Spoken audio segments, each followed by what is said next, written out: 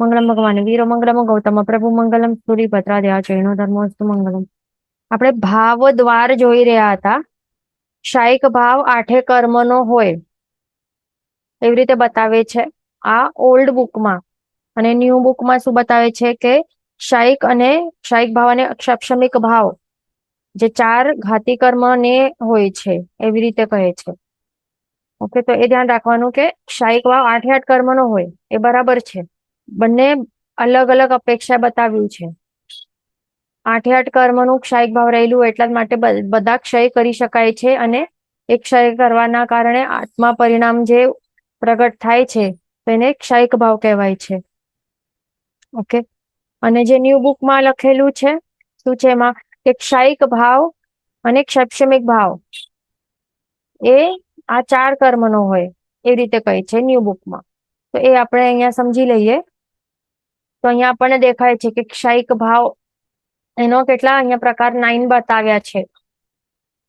તો એમાં શું દેખાય છે અહીંયા આપણને કે આ જે 5 છે તે 5 જે ભાવ છે એ કોના કારણે ઉત્પન્ન થયા છે આવા આત્માના પરિણામ. તો તે જે અંતરાય કર્મ છે એનું એક ક્ષય કરવાથી, પછી અહીંયા કેવલ જ્ઞાન એ આત્મા પરિણામ આ ક્ષયિક ભાવ રૂપી આત્મા પરિણામ એ કેવી રીતે પ્રગટ થયું છે આત્માને, તો એ જ્ઞાનાવર્ણ્ય કર્મનું ક્ષય કરવાથી. અને કેવલ દર્શન જે આત્માનું પરિણામ છે આ તો એ કોના દ્વારા પ્રગટ થયું છે દર્શનાવર્ણ્ય કર્મનું ક્ષય કરવાથી. એ પણ સર્વથા એ ધ્યાન રાખવાનું. એ સર્વથા એ સમજી લેવાનું બધા માટે. સર્વથા ક્ષય કરવાથી એ એટલે એ સમજી લેવાનું બધાને. અને આ સમ્યક્ત્વ અને ચારિત્ર ગુણ આ બંને પ્રકારના આત્મભાવ આત્મા પરિણામો એ કેવી રીતે પ્રગટ થયા છે કયા કર્મના ક્ષય કરવાથી, સંપૂર્ણ ક્ષય કરવાથી, તે છે મોહનીય કર્મ. એમાં પણ આ સમ્યક્ત્વ જે છે એ દર્શન મોહનીય અને ચારિત્ર ગુણ છે એ ચારિત્ર મોહનીય.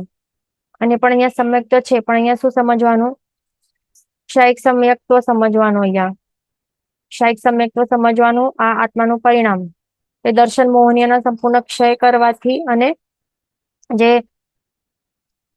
ચારિત્ર યથાખ્યાત ચારિત્ર ગુણ છે એ પણ કેવું ક્ષયિક એ ધ્યાન રાખવાનું. ક્ષયિક યથાખ્યાત ચારિત્ર ગુણ એની વાત કરી રહ્યા છે. તો એ કેવી રીતે એવું આત્માનું પરિણામ પ્રગટ થાય છે તે છે આ સંપૂર્ણ ચારિત્ર મોહનીય કર્મ છે એનો સંપૂર્ણ ક્ષય કરવાથી આ બે આત્માના જે પરિણામો પ્રગટ થાય તો તેને શું કહેવાય ક્ષયિક ભાવ કહેવાય. એટલે અહીંયા આપણને કેટલા કર્મ દેખાય છે અહીંયા અંતરાય, પછી જ્ઞાનાવર્ણ્ય, દર્શનાવર્ણ્ય અને મોહનીય એટલે આ ચાર ઘાતી કર્મ દેખાય છે. અને એના હિસાબે એ ચાર જે ઘાતી કર્મોના સંપૂર્ણ સર્વતા ક્ષય કરવાના કારણે આ જે અહીંયા દેખાય છે તે આ બધા આત્માના પરિણામો જે પ્રગટ થાય છે જીવને તો એના કારણે ક્ષયિક ભાવ કહેવાય છે. એટલા માટે અહીંયા બતાવ્યું છે કે એના આ અપેક્ષા અહીંયા આ જે બતાવે છે ને કે ક્ષયિક અહીંયા શું છે 9 પ્રકાર નવી બુકમાં આ 9 પ્રકાર જે અહીંયા દેખાય છે. તો એ કેવી રીતે આ ચાર કર્મોના સર્વતા ક્ષયના કારણે આટલા અહીંયા બતાવ્યા છે આપણને. ચાર ઘાતી કર્મોના સર્વતા ક્ષય કરવાથી આ જે આત્માના પરિણામો પ્રગટ થાય છે તો એના હિસાબે અહીંયા આપણને ન્યૂ બુકમાં શું બતાવે છે તે અહીંયા આપણને અહીંયા બતાવ્યું છે. નવી બુકમાં અહીંયા બતાવ્યું છે કે ક્ષયિક અને ક્ષાક્ષમિક ભાવ આ ચાર કર્મનો હોય તો એ અપેક્ષાએ એ ધ્યાન રાખવાનું. ઓકે, એટલે એ પણ એ અપેક્ષાએ રાઈટ છે. અને બીજું આ બુકમાં જે બતાવ્યું છે કે ક્ષયિક ભાવ આઠે કર્મનો હોય એ પણ રાઈટ છે. એ ખાસ ધ્યાન રાખવાનું. ઓકે, તો આટલું આપણું અહીંયા થઈ ગયું હતું. હવે આગળ આપણને ચાલવાનું છે. હવે અહીંયા ટેબલમાં શું બતાવે છે ઔપશમિક ભાવ બે પ્રકારના હોય. એ કયા બે પ્રકારના સમ્યક્ત્વ એક અને ચારિત્ર એક. આ શું બતાવે છે એટલે કે ઔપશમિક ભાવ એ કોના કર્મનો હોય ફક્ત એ મોહનીય કર્મનો જ હોય. ઓકે, એ ધ્યાન રાખવાનું. તો મોહનીય કર્મનો ઉપશમ કરવાથી આ અમુક ભાવ પ્રગટ થાય છે. તો હવે અહીંયા બે પ્રકાર બતાવે છે સમ્યક્ત્વ અને ચારિત્ર. આ બે પ્રકારના આત્મભાવ પ્રગટ થાય છે ઔપશમિક ભાવ. તો હવે એ કેવી રીતે પ્રગટ થાય છે? તો સમ્યક્ત્વ જે છે એ દર્શન મોહનીય કર્મ છે એનું સંપૂર્ણ સર્વોપશમન જ્યારે કરે આત્મા, શું કરે? સર્વોપશમન કરી નાખે, તો ત્યારે એને શું કહેવાય છે? ત્યારે એને સમ્યક્ત્વ ભાવ પ્રગટ થાય કહેવાય છે. અને એવું સંકિત જે છે એને કેવું સંકિત કહેવાય છે? આવું સંકિતને એને કહેવાય છે ઉપશમ સંકિત. ઉપશમ સંકિત કહેવાય, અથવા તો ઔપશમિક સંકિત પણ કહેવાય છે. એના બંને વર્ડ્સ છે, ધ્યાન રાખવાનું. ઓકે, ઉપશમ સંકિત પણ કહેવાય કે ઔપશમિક સંકિત પણ કહેવાય છે. ઓકે, દર્શન મોહનીયનું સંપૂર્ણ સર્વોપશમન કરવાથી જે સમ્યક્ત્વ ભાવ પ્રગટ થાય આત્માને, એને ઉપશમ સંકિત કે ઔપશમિક સંકિત કહેવાય છે. ધ્યાન રાખવાનું. પછી અહીંયા શું દેખાય છે? ચારિત્ર ભાવ. તો એમાં પણ શું થાય છે? અહીંયા ઔપશમિક ભાવ છે, એટલે અહીંયા શું કરે છે? કયા કર્મનું અહીંયા ઉપશમ કરે છે? ચારિત્ર મોહનીય કર્મ જે છે, ચારિત્ર મોહનીય કર્મો છે એનું સર્વોપશમન જ્યારે કરે, એ ધ્યાન રાખવાનું, સર્વોપશમન જરૂરી છે.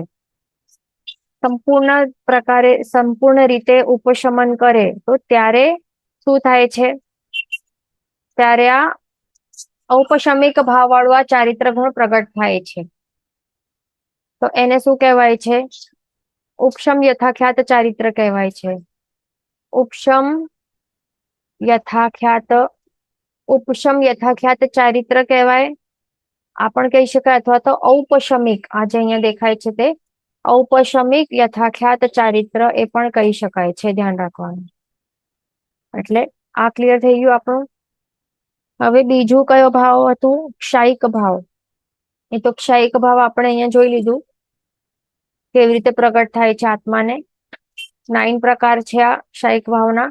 તો આ 5 છે એ અંતરય કર્મનું સર્વતા ક્ષય કરવાથી આ 5 પ્રકારના આત્મ પરિણામો પ્રગટ થાય છે. દાન લબ્ધિ, લાભ લબ્ધિ, ભોગ લબ્ધિ, ઉપભોગ લબ્ધિ, વીર્ય લબ્ધિ.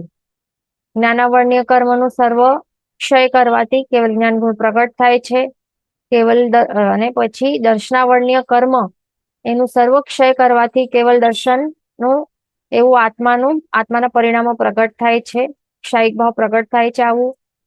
પછી ક્ષાયિક સમ્યક્ત્વ, તે પણ આપણે અહીંયા ધ્યાન રાખવાનું, યાદ કરી લેવાનું. અહીંયા ક્ષાયિક સમ્યક્ત્વ અને ક્ષાયિક યથાખ્યાત ચારિત્ર, આ બંને આત્માના પરિણામો કેવી રીતે પ્રગટ થાય છે? આ મોહનીય કર્મનું સંપૂર્ણ ક્ષય કરવાથી પ્રગટ થાય છે. આ ક્ષાયિક સમ્યક્ત્વ દર્શન મોહનીયના સર્વતા ક્ષય કરવાથી ક્ષાયિક સમ્યક્ત્વ આત્માનું આ પરિણામ પ્રગટ થાય છે. અને આ શું થાય છે? ચારિત્ર મોહનીય કર્મ જે છે એનું સંપૂર્ણ ક્ષય કરવાથી ક્ષાયિક યથાખ્યાત ચારિત્ર ગુણ પ્રગટ થાય છે આત્માને. એવી રીતે 9 પ્રકાર આપણે ક્ષાયિક ભાવના સમજી લીધા. આ જે 4 ઘાતી કર્મો છે, 4 ઘાતી કર્મનું સંપૂર્ણ ક્ષય કરવાથી કેવા ટાઈપનું આ આત્માના ક્ષાયિક ભાવ કે આત્માના પરિણામો કેવા પ્રગટ થાય છે, તો તે માત્ર અહીંયા આટલું બતાવ્યું છે. એમાં એની અપેક્ષાએથી જ અહીંયા બતાવ્યું છે. પણ હવે જે આપણને લાગશે કે અરે 4 અઘાતી કર્મનું શું, એનું શું ક્ષાયિક ભાવ નથી? તો એનું પણ છે, પણ એ કેવી રીતે? તો એમાં નથી બતાવ્યું. પણ એમાં પણ એ ધ્યાન રાખવાનું કે જે 4 અઘાતી કર્મો છે એનું પણ સંપૂર્ણ ક્ષય કરવાથી શું થાય છે? ક્ષાયિક ભાવ પ્રગટ થાય છે આત્માને. અને એના કારણે કેવા ટાઈપના ભાવ પ્રગટ થાય છે ક્ષાયિક ભાવ આત્મામાં? એક તો અવ્યાબાદ સુખ પ્રગટ થાય છે. પછી અક્ષય સ્થિતિ, પછી અરૂપીપણું અને અગુરુ લઘુપણું. તો એવા ટાઈપનું શું થાય છે? આત્માનું સ્વરૂપ પ્રગટ થાય છે, જે ક્ષાયિક ભાવનું હોય છે. એ ધ્યાન રાખવાનું. એટલે આત્માનું સ્વરૂપ આવી રીતે પ્રગટ થાય છે 4 અઘાતી કર્મનું સંપૂર્ણ ક્ષય કરવાથી. એટલા માટે આ 8 કર્મોનું ક્ષાયિક ભાવ હોઈ શકે છે. અને તે સિદ્ધ ભગવંતમાં આપણને ખ્યાલ આવી શકે, જોઈ શકાય છે. તે ધ્યાન રાખવાનું. હવે જે અહીંયા ઔદાયિક દેખાય છે, ઔદાયિક ભાવ, એના કેટલા બતાવ્યા છે પ્રકાર? 21. ઔદાયિક ભાવ કેવી રીતે પ્રગટ થાય છે? આવા ટાઈપનો આત્માનો ભાવ તો કર્મોના ઉદયના કારણે શું થાય છે, જીવના અલગ અલગ પરિણામો પ્રગટ થાય, અલગ અલગ અવસ્થાઓ પ્રગટ થાય, તો એને કહેવાય છે ઔદાયિક ભાવ. ઓકે, તો એમાં આપણને 21 પ્રકાર દેખાય છે. તો ગતિ 4, કર્મના ઉદયના કારણે અલગ અલગ 4 ગતિઓ જીવની અલગ અલગ 4 ગતિમાં ઘમન જો દેખાવામાં આવે છે. 4 પ્રકારના કષાયો એ જીવને શું થાય છે, એનું ઉદય થઈ શકે છે, એ દેખાવામાં આવે છે. પછી 3 પ્રકારના લિંગ દેખાય જીવોમાં, મિથ્યાત્વ દેખાય, અજ્ઞાનતા દેખાય. એ બધું કર્મના ઉદયના કારણે. અસંયમ દેખાય, સંસારીપણું દેખાય, અને 6 લેશિયા દેખાય. આ બધા કર્મોના ઉદયના કારણે ધ્યાન રાખવાનું. ચાયોપશમિક ભાવ એ કેટલા 18 પ્રકારનું દેખાય છે આપણને. તો આપણને મતિ જ્ઞાન, શ્રુત જ્ઞાન, અવધિ જ્ઞાન, મનઃપર્ય જ્ઞાન, આ 4 આપણને જ્ઞાન તરીકે દેખાય છે. અને આ અજ્ઞાન દેખાય છે અહીંયા. હવે મતિ અજ્ઞાન, શ્રુત અજ્ઞાન, વિભંગ જ્ઞાન. તો અહીંયા શું દેખાય છે, 4 પ્રકારના જે જ્ઞાન છે, મતિ જ્ઞાન, શ્રુત, અવધિ અને મનઃપર્ય જ્ઞાન, એ આપણને દેખાય છે 4 જ્ઞાન. તો એ કોના કારણે પ્રગટ થાય છે? કર્મોના ક્ષપશમના કારણે આવા ગુણ દેખાવામાં, પ્રગટ રૂપે દેખાવામાં આવે છે. ઓકે, જેટલું જેટલું ક્ષપશમ રહેલું એટલા પ્રમાણમાં એ એવી રીતે દેખાવામાં આવે છે જીવોમાં. કર્મોનું જેટલું જેટલું ક્ષપશમન કરતું હોય જીવ, તો એટલા જ પર્સન્ટેજમાં કે પ્રમાણમાં આ ગુણો પ્રગટમાં એનું ઉઘાડ રહેલું હોય છે.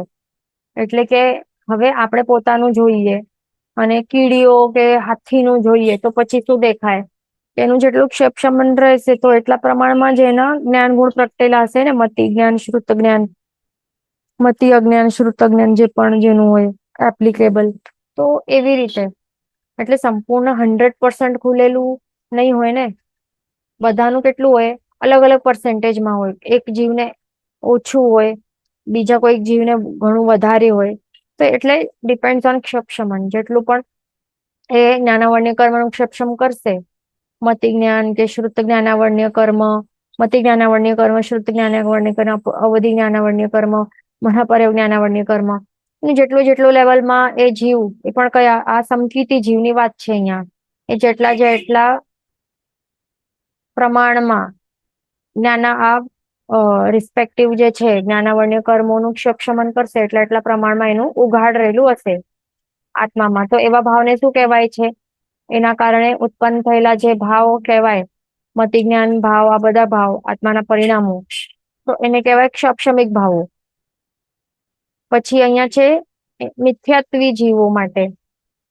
તો મિથ્યાત્વી જીવો માટે અહીંયા 3 દેખાય છે અજ્ઞાન: મતિ અજ્ઞાન, શ્રુત અજ્ઞાન અને વિભંગ અજ્ઞાન. તો એમના માટે પણ એ જ છે કે એવું તો નથી ને કે જે મિથ્યાત્વી હોય તો એનામાં જ્ઞાન ગુણ જ નહીં હોય, એવું નથી ને. મિથ્યાત્વી જીવો હોય તો તેઓ પણ ઇન્ટેલિજન્ટ હોઈ શકે છે ને. તેઓ પણ બુદ્ધિશાળી તો હોઈ શકે છે, એન્જિનિયર બની શકે છે, ડોક્ટર બની શકે છે, ઘણા બધા પૂર્વોનું પણ અભ્યાસ કરી શકે છે, એ બધું કરી શકે છે. એટલે કે ઇન્ટેલિજન્સ હોઈ શકે છે. એટલે કેટલા લેવલમાં? તો જેટલું સક્ષમ રહેલું હશે કરશે તેઓ. આ મતિ જ્ઞાનાવર્ણ્ય કર્મનું, શ્રુત જ્ઞાનાવર્ણ્ય કર્મનું જેટલા લેવલમાં સક્ષમન કરશે ને, એટલા લેવલમાં આ મતિ જ્ઞાન અને શ્રુત જ્ઞાન ગુણ આ એના આત્મામાં એનું ઉઘાડ રહેલું હશે. પણ અહીંયા શું છે? મિથ્યાત્વ સાથે રહેલું છે, સહિત રહેલું છે. એટલા માટે મતિ અજ્ઞાન કહેવાય, શ્રુત અજ્ઞાન કહેવાય. એ ધ્યાન રાખવાનું. હવે છે વિભંગ જ્ઞાન.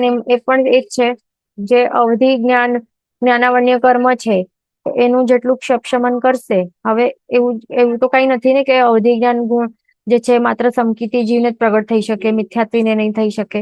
એવા કેટલા એવા હોય કે દેવીઓ પણ હોઈ શકે, પ્લસ નારકીઓ તો છે જ, એમને હોય ને વિભંગ જ્ઞાન. તે પણ અમુક રેન્જ સુધી એ જોઈ શકતા હોય છે પૂતગલોનો, અમુક લેવલ, અમુક લિમિટ સુધી. તે બધું કેવી રીતે અવધિ જ્ઞાનાવર્ણ્ય કર્મનું સક્ષમ જેટલું પ્રમાણમાં હોય એટલા પ્રમાણમાં એનું ઉઘાડ રહેલું હોય, પ્લસ એમાં મિથ્યાત્વ સહિત રહેલું હોય, મિથ્યા ભાવ રહેલું હોય એમના આત્મામાં. એના કારણે એ અવધિ જ્ઞાન શું બને, એના માટે વિભંગ જ્ઞાન કહેવાય છે. તો આવું જે આત્માના પરિણામો થાય છે કેવા છે, આ ક્ષમિક ભાવ વાળા કહેવાય છે. અવધિ જ્ઞાનાવર્ણ્ય કર્મના ક્ષમન ના કારણે આવા પણ એ મિથ્યાત્વ સહિત છે, એટલા માટે આવા ટાઈપનું આત્માના ભાવો છે એ કહેવાય છે ક્ષમિક ભાવ, વિભંગ જ્ઞાન. ઓકે, હવે આગળ શું છે? હા, બીજું અહીંયા શું મનપર્યવ જ્ઞાન છે, પણ અહીંયા મિથ્યાત્વમાં અહીંયા મનપર્યવ નું અજ્ઞાન નથી. કેમ? કારણ કે મનપર્યવ જ્ઞાન એવું જ્ઞાન છે કે જે સંકિતી જીવોને જ પ્રગટ થઈ શકે, આવા મિથ્યાત્વીને નહીં થઈ શકે, એટલા માટે તે અહીંયા છે જ નહીં એવું. હવે આગળ શું છે અહીંયા? ચક્ષુ દર્શન, અચક્ષુ દર્શન અને અવધિ દર્શન આ દેખાય છે આપણને. તો એમાં શું થાય છે? આ ત્રણે કર્મો આ ત્રણે ગુણ છે, આત્માના જે પરિણામો છે, તો એ કેવી રીતે ક્યારે પ્રગટ થઈ શકે છે આવા? તો જયારે દર્શનાવર્ણ્ય કર્મ છે, તો દર્શનાવર્ણ્ય કર્મનું ક્ષમન જેટલા લેવલમાં કરશે એટલા પ્રમાણમાં આ જે ચક્ષુ દર્શન કે અચક્ષુ દર્શન કે અવધિ દર્શન એવા ટાઈપના જે ક્ષમિક ભાવો છે તે આત્મામાં પ્રગટ થશે. એ ધ્યાન રાખવાનું. તો ચક્ષુ દર્શનાવર્ણ્ય, અચક્ષુ દર્શનાવર્ણ્ય કર્મ, ચક્ષુ દર્શનાવર્ણ્ય કર્મ, અચક્ષુ દર્શનાવર્ણ્ય કર્મ અને અવધિ દર્શનાવર્ણ્ય કર્મ, એ ત્રણેય કર્મનું રિસ્પેક્ટિવલી જેટલું ક્ષમન રહેલું હશે એટલા પ્રમાણમાં ચક્ષુ દર્શન ગુણ પ્રગટેલું હશે, કે અચક્ષુ દર્શન કે અવધિ દર્શન ગુણ આવા ટાઈપના ભાવો એવા પ્રગટ ઉઘાડ રહેલું હશે જીવોને. એ ધ્યાન રાખવાનું. જો બહુ વધારે હોય જે ચક્ષુ દર્શનાવર્ણ્ય કર્મનું બહુ વધારે પ્રમાણમાં કોઈ જઈને હોય, ક્ષમન કરતો હોય, તો એની કેવી હોય નજર એકદમ આવી હોય, એકદમ શાર્પ હોય, દૂર દૂરનું દેખાય. એવા હોય ને, ઈગલ હોય, એવા કોઈક બર્ડ્સ હોય ને, એને ક્યાં ઉડતા હોય ઉપર આકાશમાં ને એને ક્યાં જમીનમાં એ દેખાય એને, એનું જે આ શિકાર હોય એ દેખાઈ જાય ને. બીજા કોઈ જે ચક્ષુ દર્શનાવર્ણ્ય કર્મનું ક્ષમન આટલું નહીં હોય તો એને દેખાય જ નહીં આંખોથી કંઈ પણ, આંખો હોવા છતાં પણ. કોઈને મોતિયા બિંદુ થઈ જાય, કેટરેક્ટ થઈ જાય, કોઈને એકદમ નંબર બહુ વધારે હોય, તો એવું હોય છે. તો એવી રીતે આ સમજવાનું કે એવી રીતે આ જે ત્રણેય પ્રકારના જે ભાવો છે, ક્ષમિક ભાવો, એ આ જે ચક્ષુ દર્શનાવર્ણ્ય, અચક્ષુ દર્શનાવર્ણ્ય અને અવધિ દર્શનાવર્ણ્ય કર્મના ક્ષમ જેટલા પ્રમાણમાં રહેલું હશે તો એટલા પ્રમાણમાં ઉઘાડમાં આ પ્રગટ રૂપે આ જે ક્ષમિક ભાવ એ પ્રગટ થાય જીવોને. ધ્યાન રાખવાનું. પછી આગળ શું છે? દાનાધિ લબ્ધિ 5. તો દાનાધિ લબ્ધિ 5 માં કયા કયા છે? કઈ 5 લબ્ધિઓ છે? દાન આદિ એટલે દાન લબ્ધિ આવે, પછી લાભ લબ્ધિ આવે, પછી ભોગ લબ્ધિ આવે, પછી ઉપભોગ લબ્ધિ આવે અને વીર્ય લબ્ધિ આવે. તો આવી રીતે આ 5 પ્રકારના ટોટલ લબ્ધિઓ રહેલી હોય છે. તો એ કયા કર્મના જે અંતરાય કર્મ છે એનું જેટલું ક્ષમન રહેલું હશે, એટલે કયા લાભાંતરાય કર્મ કે ભોગાંતરાય કે ઉપભોગાંતરાય કે વીર્યાંતરાય કર્મ કે દાનાંતરાય કર્મ, આ 5 પ્રકારના જે અંતરાય કર્મ છે, જેનું જેટલું ક્ષમન કરશે જીવ, જેટલું ક્ષમ કરશે જીવ એટલા પ્રમાણમાં આ ટાઈપના ભાવો પ્રગટ રૂપે રહેલા હશે. આવા ટાઈપના એ પ્રમાણમાં આત્મા પરિણામો પ્રગટ થશે આત્મામાં. એ ધ્યાન રાખવાનું. એટલે એક્ઝામ્પલ માટે કે જો જે દાનાંતરાય કર્મ છે એનું બહુ વધારે ક્ષમન કરશે તો એ દાન આપી શકશે.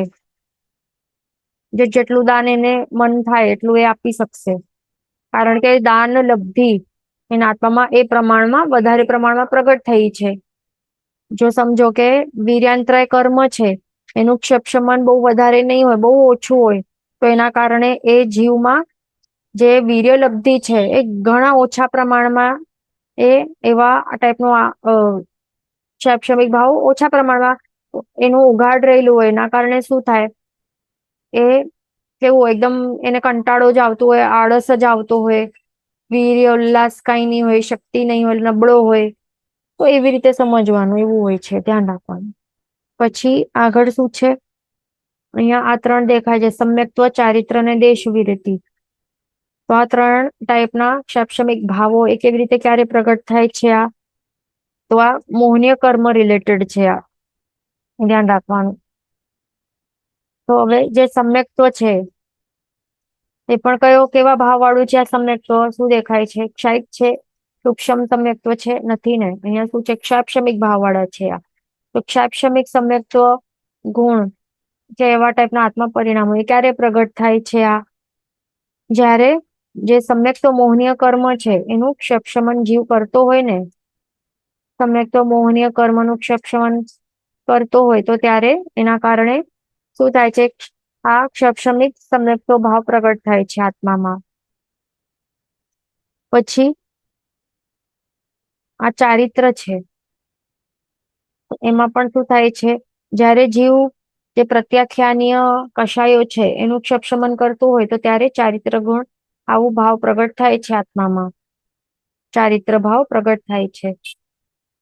અને દેશવીરતિ, તો એ જે અપ્રત્યાખ્યાનીય આ ચારિત્ર શું છે, પ્રત્યાખ્યાનીય કષાયો, પ્રત્યાખ્યાનીય કષાયોનું શું કરાય, ક્ષપશમન જયારે કરતો હોય જીવ તો ત્યારે ચારિત્ર ભાવ પ્રગટ થાય.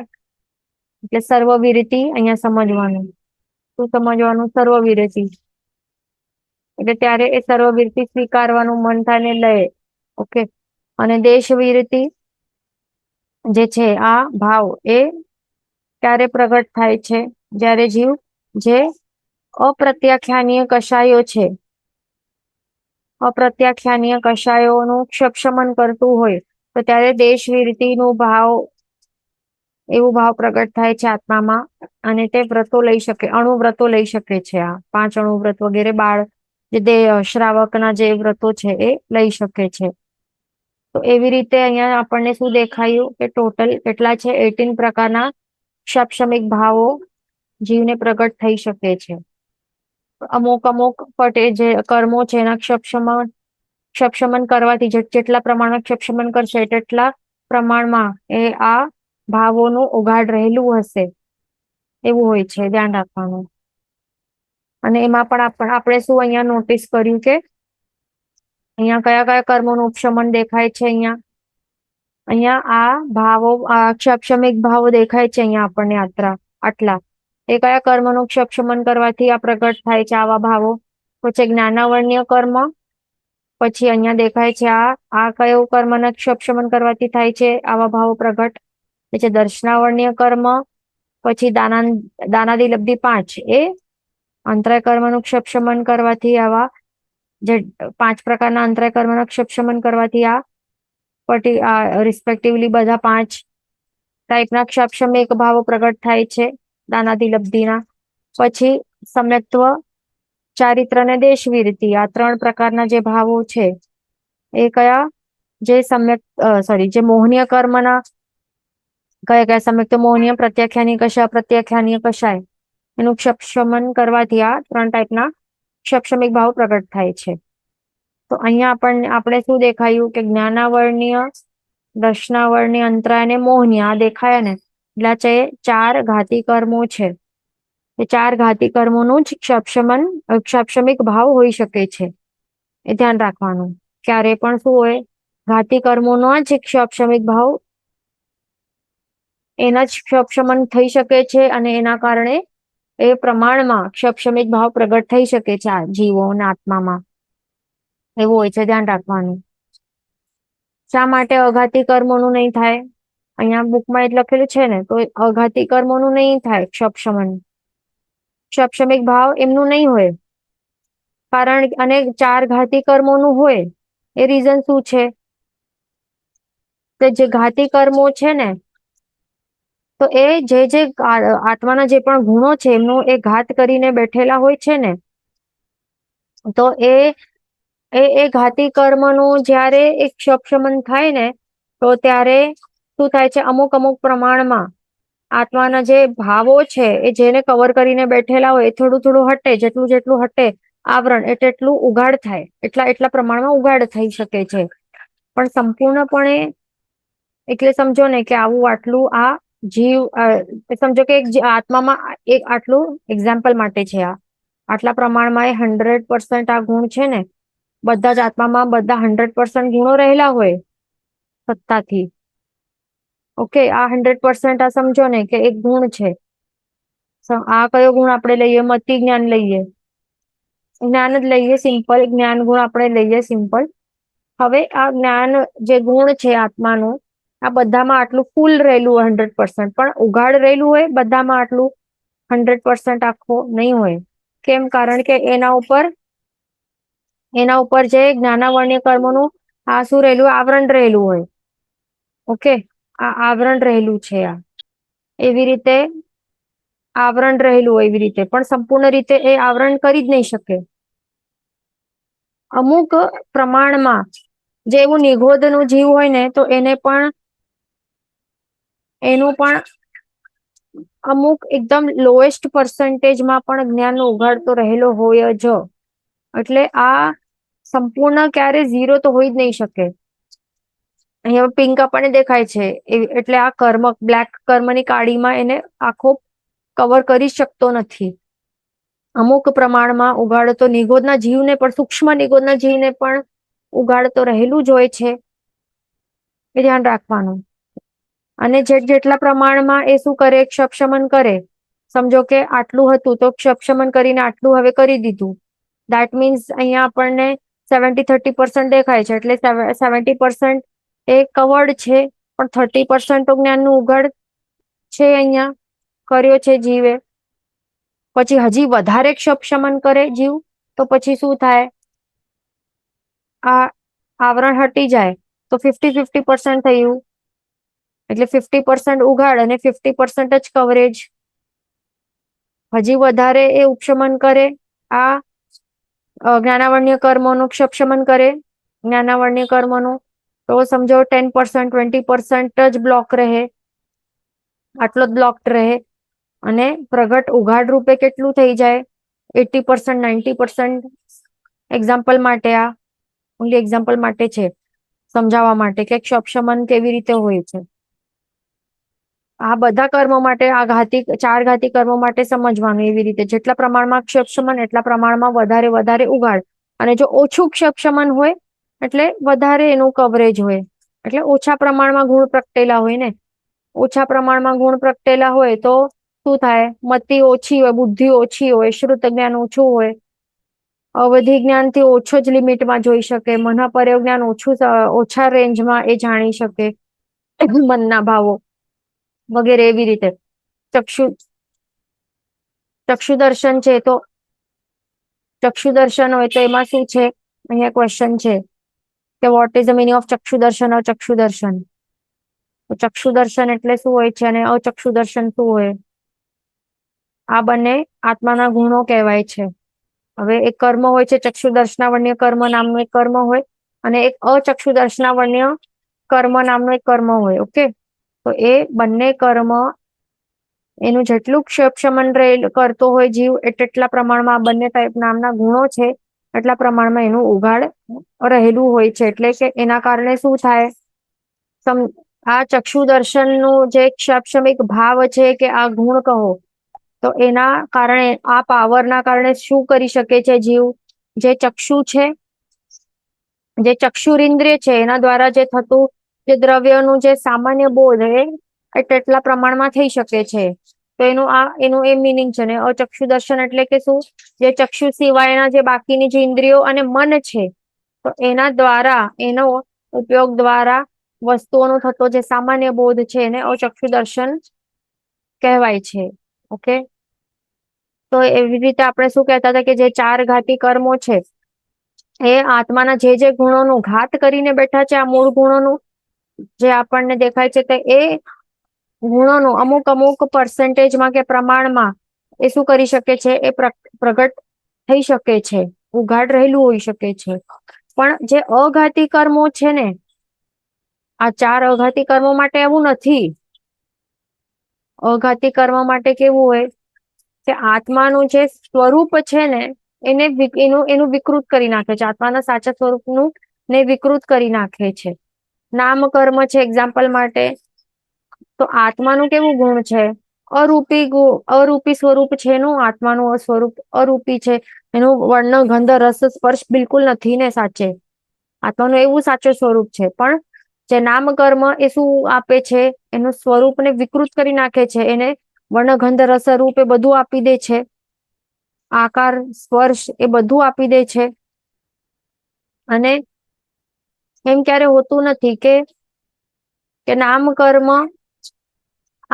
કર્મ હજી આત્મા ઉપર પડેલું છે, અને એ અમુક અમુક અંશે શું થાય છે કે અરૂપીપણું એ થઈ જાય. એટલે એવું થાય છે, ક્યારે જોયું છે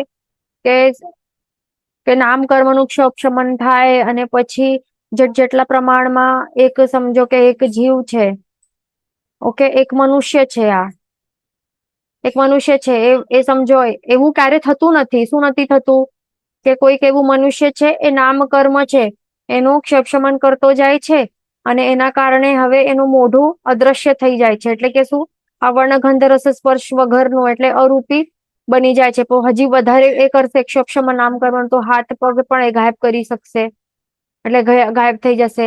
આત્માનું સાચું સ્વરૂપ પ્રગટ થશે, પછી પગ આટલું આટલું. આવું થાય છે ક્યારે મિસ્ટર ઇન્ડિયા બને છે સાચે કોઈ એવું? આવું બિલકુલ પોસિબલ નથી ને. ઓકે, નામ કર્મનું ક્ષમન જ નહીં થઈ શકે. જે નામ કર્મ છે, આ જે 4 અઘાતી કર્મો છે, એનો માટે શું છે કે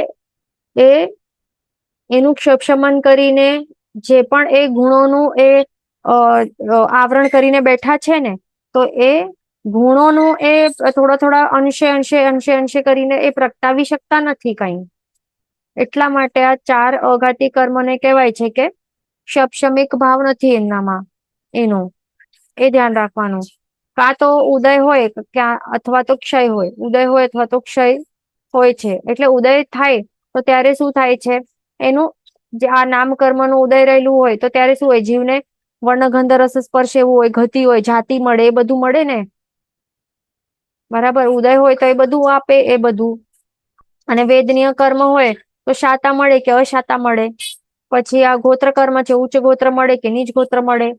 અને આ વેદનીય નામ વેદનીય ગોત્ર ને આયુષ્ય કર્મ, તો આયુષ્ય કર્મ માટે પણ શું હોય, તો એનું ઉદય રહેલું હોય તો સંસારમાં એક કોઈ પણ એક ભાવમાં એ જકડીને રાખે ને.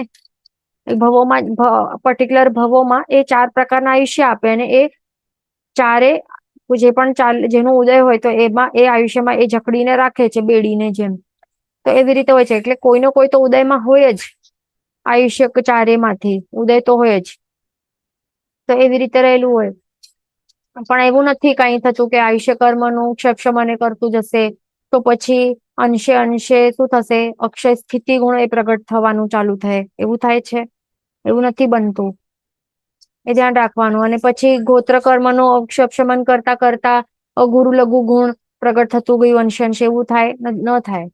અને ચોથો કયો છે, વેદનીય કર્મ. હા, તો વેદનીય કર્મ જે છે, તો એનું પણ ક્ષમન કરીને શું થાય, અંશે એને શું અવ્યાબાદ સુખ ગુણે પ્રગટ થતું જાય. એવું પણ નથી બનતું. એ ધ્યાન રાખવાનું. એટલા માટે કહેવાય કે જે 4 અઘાતી કર્મોમાં ક્ષમિક ભાવ એ નથી હોતું. ખાસ ધ્યાન રાખવાનું. જે પણ આ 4 અઘાતી કર્મોના કારણે શું થાય છે, સ્વ સ્વરૂપનું વિકૃત સ્વરૂપ પ્રગટ થાય છે. તો જ્યારે આ ચારેયનું ક્ષય થાય ને અને સિદ્ધ બને, તો ત્યારે જ જઈને એનું સ્વ સ્વરૂપ પ્રગટ થઈ શકે છે. એવું છે. એનાથી પહેલા એ સ્વ સ્વરૂપમાં આવી નથી શકતો જીવ. વિકૃત જ રહેલું હોય છે. એટલે કે એ કેવું હોય છે, હમણાં જ્યાર સુધી એ જીવ મોક્ષની અવસ્થાની પ્રાપ્તિ નથી કરી શકતો ત્યાર સુધી વિકૃત હોય સ્વરૂપ એનું. અને બધા આ 4 ઘાતી કર્મોનો ક્ષય કરી નાખે એટલે શું થાય, ક્ષયિક ભાવ પ્રગટ કરે. ચાર અઘાતી કર્મોના, તો ત્યારે એનું સ્વસ્વરૂપ સાચો આખો પ્રગટ થાય છે. એનાથી પહેલા એ નથી પ્રગટ થઈ શકતો. આંશિક પણ એ પ્રગટ નથી થઈ શકતો, એ ધ્યાન રાખવાનું. અહીંયા ક્વેશ્ચન છે કે કેટરેક્ટ ઇઝ અશાતા વેદની ઓર ચક્ષુ દર્શન. ચક્ષુ દર્શન એટલે ગુણ છે, તો ચક્ષુ દર્શના વર્ણ્ય કર્મ છે. એનું કહેવાય કે જો એનું ઉદય રહેલું હોય સાથે મતિ જ્ઞાન વર્ણ્ય કર્મ એ પણ ચક્ષુ રિલેટેડ જે હોય તો એનું ઉદય રહેલું હોય તો ત્યારે કેટરેક્ટ જેવું એ થઈ શકે છે એ જીવને. અને એના કારણે જે વેદના એને થાય તો એ અશાતા વેદનાનું વિપાક છે. એટલે આપણને વિપાક છે એ ધ્યાન રાખવાનું, કયા કર્મના કયા વિપાક છે તો ખ્યાલ આવે. ઓકે, અહીંયા ક્વેશ્ચન છે કે ભાવ દ્વાર માટે આર વી સેઇંગ ઓલ જીવ will be in one or the other ભાવ and કેવલિયન સિદ્ધ will be in ક્ષયિક ભાવ. હવે જે ક્ષયિક ભાવ છે તો એવું જરૂરી નથી કે જે ક્ષયિક ભાવ માત્ર હા એ કેવલી કે સિદ્ધ માટે, હા એ બરાબર છે. કેવલી ને જે એક ક્ષયિક ભાવ ચાર જે ઘાતી કર્મોનું સંપૂર્ણ ક્ષય કરવાથી કેવલી ભગવંતોને ચાર કર્મોનું ક્ષયિક ભાવ, ચાર કર્મોના સંપૂર્ણ ક્ષયના કારણે ચાર પ્રકારના ક્ષયિક ભાવ પ્રગટ થઈ શકે છે. ઓકે, અને સિદ્ધ, સિદ્ધ માટે શું, ચાર ઘાતી તો પેલા થઈ ગયા હતા, અને ચાર બાકીના અઘાતી કર્મો એનું સર્વતા ક્ષય કરવાથી બાકીના જે ચાર ક્ષયિક ભાવ છે એ પણ પ્રગટ થઈ જાય છે. એટલે 8 પ્રકારના ક્ષયિક ભાવ તારી સિદ્ધ માટે સમજવું. અને અહીંયા બીજો ક્વેશ્ચન છે કે આર વી સેઇંગ ઓલ જીવ will be one or the other ભાવ, એટલે કોઈનો કોઈ ભાવ રહેલું હોય શું જીવોને, તો એ હા તો તે હોય કોઈના કોઈ ભાવમાં હોય. પછી એક ક્વેશ્ચન છે, અહીંયા ક્વેશ્ચન છે કે ઔદાયિક ભાવ નેમ્સ હેવ સંસારી પણ વેન લેશ how to fit it under karma relation. તો અહીંયા શું છે, સંસારીપણું છે અને લેશ્યા માટે ક્વેશ્ચન છે કે કેવી રીતે.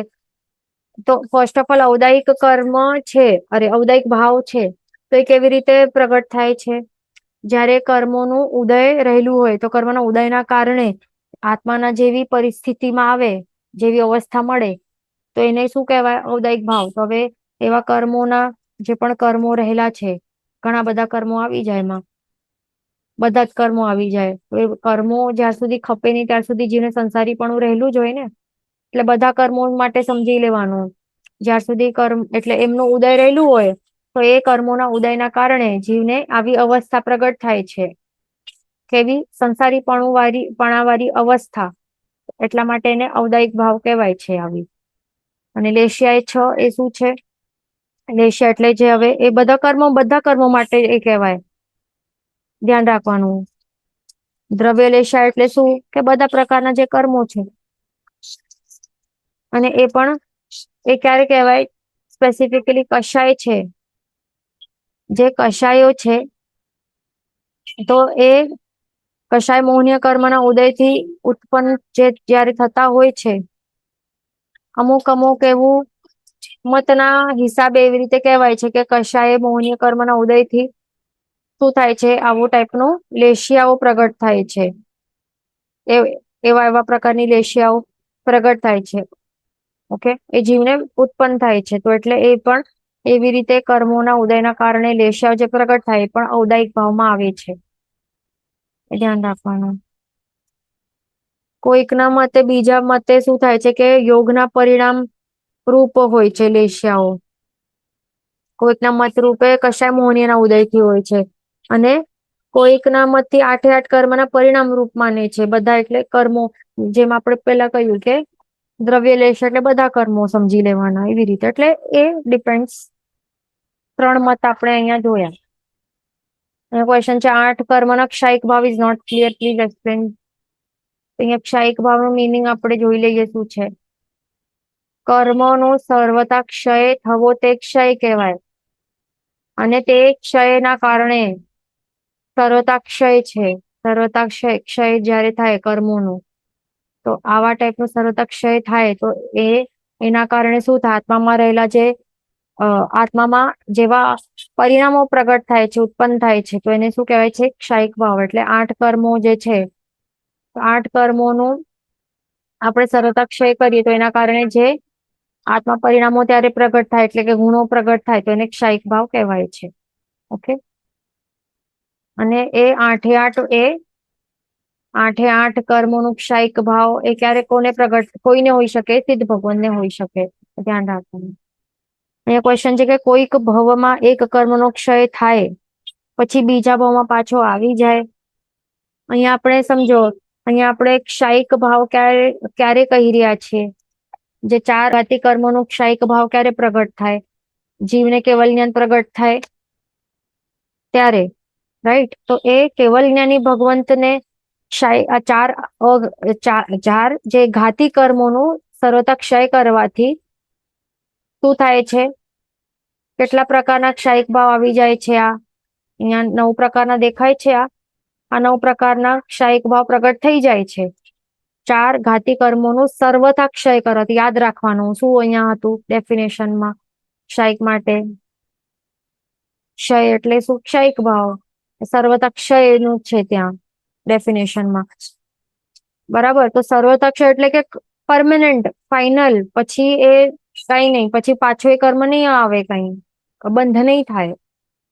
સર્વથા એટલે તો પરમેનન્ટલી એન્ડ ફોરએવર માટે 4 ઘાતી કર્મોનું ક્ષય કરી નાખ્યું તો એના કારણે આ 9 પ્રકારના ક્ષયિક ભાવ જીવને પ્રગટ થાય. એટલે કહેવાય હવે કેવલ જ્ઞાની જીવ છે.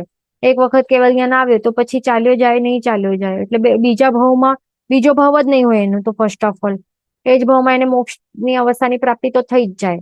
એ ધ્યાન રાખવાનું.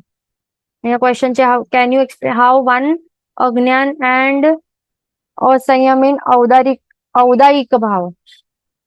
એ અજ્ઞાન એ જે છે આવા ટાઈપનો ઔદાયિક ભાવ ક્યારે પ્રગટ થાય આત્માના પરિણામમાં?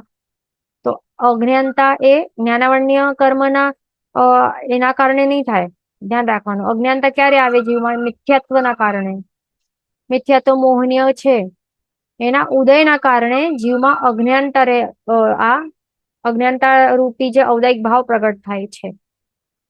એ ધ્યાન રાખવાનું. અથવા તો મિશ્રપણાને પણ કહ્યું છે, મિશ્ર મોહનીય છે તો એમાં પણ આવી જાય. એનું પણ ઉદયના કારણે કહેવાય કે, અને સાસ્વાદન પણ હોય સંકિત, ત્યારે પણ કહી શકાય કે અજ્ઞાનતા એક અપેક્ષાએથી કહી શકાય કે, એટલે બીજા વર્ડમાં ઉપશમ સમ્યક્ત્વ જે છે, કે ક્ષેપશમ સંકિત છે કે ક્ષયિક સંકિત છે, આ 3 માંથી સંકિત નહીં હોય, 3 સંકિત નહીં હોય તો બાકીની બધી અવસ્થાઓમાં શું કહે કે અજ્ઞાનતા છે જીવમાં. ઓકે, એવી અવસ્થા ઔદાયિક એટલે કે કર્મના ઉદયના જે અવસ્થા, જે અમુક આવી અવસ્થાઓ પ્રગટ થાય તો એને ઔદાયિક ભાવ કહેવાય. ઓકે, તો આપણે આ સમજ્યા. અને અસંયમ છે આ શું છે? તો અવિરતિપણું આવી જાય એમાં.